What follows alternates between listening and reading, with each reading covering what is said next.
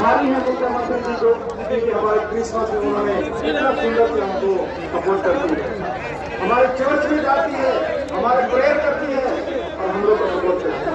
इसलिए मैं आज इस मंच में ज्यादा नहीं कहूँगा और मैं साबरकांठ समिति की तरफ से बहुत बहुत धन्यवाद देता हूँ और आशा करता हूँ आने वाले दिन में समुदाय की तरफ से हम आगे अच्छा काम करेंगे। धन्यवाद।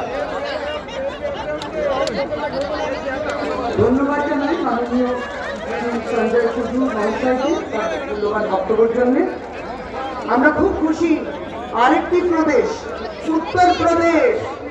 উত্তরপ্রদেশ থেকে, এবং যেখানে ওই উত্তরপ্রদেশে আমাদের যে শাখা রয়েছে সর্বভারতীয় তৃণমূল কংগ্রেসের উত্তরপ্রদেশ শাখা, সেখান থেকে এসছেন অত্যন্ত সম্মানীয় আমাদের নেতৃত্ব। हमें हर्ष होता है कि उत्तर प्रदेश तृणमूल कांग्रेस हमारी जो वहाँ शाखा है, वहाँ जो नेतृत्व दे रहे हैं, तृणमूल कांग्रेस की बात रख रहे हैं, ममता दीदी के नेतृत्व के बारे में बोल रहे हैं। उपस्थित है हमारे मंच में जो एमएलए रह चुके हैं श्री राजेश प्रतीक त्रिपाठी जी।